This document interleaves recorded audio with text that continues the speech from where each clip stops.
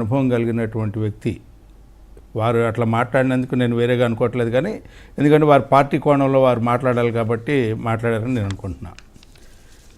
2014 సంవత్సరానికి reorganisation act ద్వారా separate state ఏర్పడిన తర్వాత క్యాపిటల్ ఎక్కడ అనేది, క్యాపిటల్కి ఎట్లా అనేది, సెల్ఫ్ మేడ్ క్యాపిటల్గా ఎట్లా తీసుకెళ్లాలని చెప్పి పూలింగ్ సిస్టమ్ని తీసుకొచ్చిన విధానం, ఇవన్నీ ఎన్ని సంవత్సరాలు డిలే అయిందో ఒకసారి మనం ఆలోచించాలి. రాజధాని అనేది ఒకసారి ఏర్పరచుకునే రాజధాని కాబట్టి దాన్ని నమూనా వ్యవహారం, దీంట్లో అంత కూడా డబ్బు, దీన్ని ఎట్లా చేసుకోవాలనే ఆలోచనతో వారు చెప్పినట్టుగా సెక్షన్ 94 సబ్ క్లాస్ సి ప్రకారంగా రీఆర్గనైజేషన్ యాక్ట్లో ఏదైతే మనం కావాలనుకుంటున్నామో దాన్ని సాధించాల్సింది, చేయాల్సింది కేంద్ర ప్రభుత్వం అయినా కూడా మనం కొద్దిగా దాన్ని చక్కగా నభూతి నభవిష్యత్ అన్నట్టుగా ఏ రాష్ట్రంలో కూడా ఇలాంటి రాజధాని లేదు.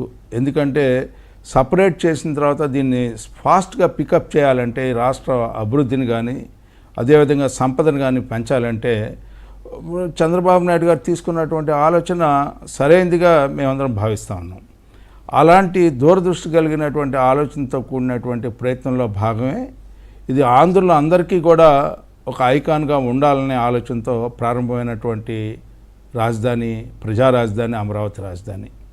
ఇలాంటి సందర్భంలో ఒక డిలే అయింది. 16-17కి వచ్చేటట్టుగా 15లో ప్రారంభోత్సవం చేసుకున్నా కూడా ఆ ప్లాన్స్ అవన్నీ కూడా చేసుకుంటే 16-17 అయింది.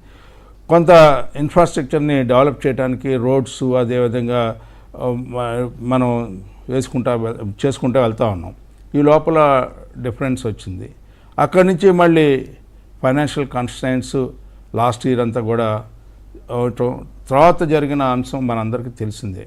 ఎందుకంటే గత 5 ఏళ్ళు ఈ రాష్ట్రంలో ఒక రాజధాని అనే కాకుండా అన్ని వ్యవస్థల్ని కూడా అరాచకంగా విధ్వంసానికి గురి చేసినటువంటి పరిస్థితి మనందరం కూడా గమనించింది. తులసిరెడ్డి గారికి కూడా తెలుసు. గత 5 ఏళ్ళు ఏం చేశారు చంద్రబాబు నాయుడు గారు అంటే 5 ఏళ్ళు చేసింది తెరిచిన పుస్తకం లాంటిది.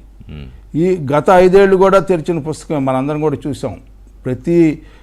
ప్రతి మనిషి కూడా అసహనంతో బతికినటువంటి ప్రహసనం.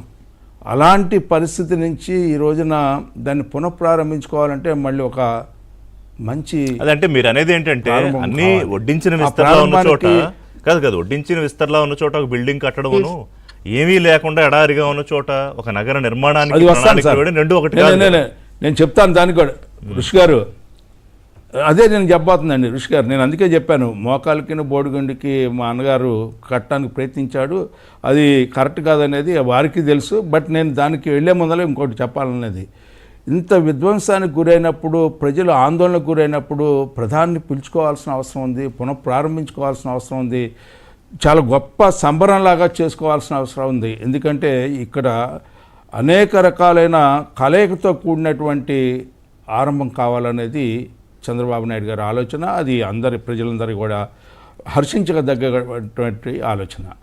ఆ సందర్భంలోనే నిన్న జరిగినటువంటి రీస్టార్ట్ కార్యక్రమం, దానికి ఆడంబరంగా జరిగింది అంటే జరుపుకోవాలి. మనం ఆడంబరంగా ఉండాల్సిన అవసరం కొన్ని సందర్భాల్లో వస్తుంది. అది ఆడంబరంగా అని అనుకుంటే మనం ఆనందం అనుకుంటున్నాను. మనం పంచుకునేటప్పుడు ఆల్పాటి గారు ఒక పాయింట్ యాడ్ చేద్దాం అనుకుంటున్నా.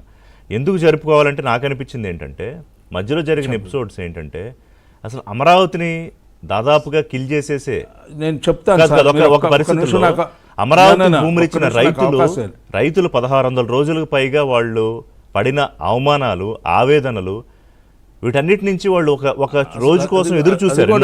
అసలు అటు కాదు, నేను అనేది ఏంటంటే 230 మంది చనిపోయారు సార్, 3000 మంది కేసులు పెట్టించుకున్నారు, 1631 రోజులు మీరు చెప్పినట్టుగా శాంతియుత పోరాటం చేసినటువంటి ఒక మహోన్నతమైనటువంటి పోరాటం భారతదేశంలో కూడా ఎప్పుడు కూడా ఈ 40 సంవత్సరాలు స్వాతంత్రం వచ్చిన తర్వాత ఇంత పెద్ద ఎత్తున పోరాటం చేసినటువంటి సంఘటన మనం ఎక్కడ కూడా చూడలేమండి. అలాంటి పోరాటం చేసినటువంటి అక్కడ మహిళలు ఉన్నారు, దళితులు ఉన్నారు, అన్ని వర్గాలు కూడా నిరంకుశత్వమైనటువంటి ప్రభుత్వానికి వ్యతిరేకంగా మరి పోరాటం చేశారంటే అది గొప్ప విషయం. నేను అనేది మామూలు పోరాటమో, మామూలు ప్రభుత్వాలకో, లేకపోతే ఇంకోటో ప్రజాస్వామ్యం మీద నమ్మకం ఉన్నటువంటి ప్రభుత్వాల మీద పోరాటం చేయటం ఒక ఎత్తు అయితే, అరాచకం విధ్వంసం చేసే ప్రభుత్వం మీద ఒక్కసారి ప్రభుత్వానికి రాజేంద్ర ప్రసాద్ గారు ఇంకా వ్యతిరేకంగా డీటెయిల్ గా పోరాటం మాట్లాడే చేయడం ముందు అనేది ఒకసారి ఒక యామిని గారు మహాశక్తి మాట్లాడాక శక్తి ఈ రోజున రైట్ యామిని గారు,